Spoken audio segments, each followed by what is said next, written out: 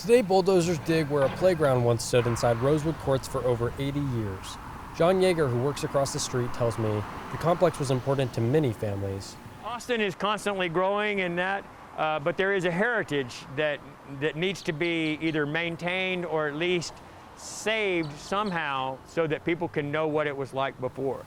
Built in 1939 during a time of segregation, Rosewood Courts became the first African-American housing project in the United States.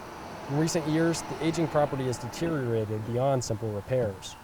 Basically, brick construction, no insulation, no central air, no central heat, and very, very little accessibility for persons with mobility issues. The Housing Authority for the City of Austin, also known as HACA, has initiated a plan that will build new affordable housing on the site while preserving some of its history. We felt we needed to do better by our families, and our families wanted better and deserved better. The redevelopment plan includes the construction of 3 new 4-story buildings, as well as the restoration of 8 existing buildings. This will add 60 units to the original 124.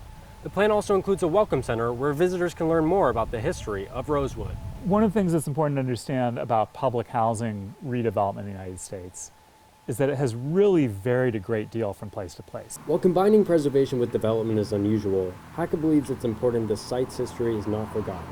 I mean, you walk by it, you drive by it, and you just don't even know the story. And so we're finally going to be able to do that.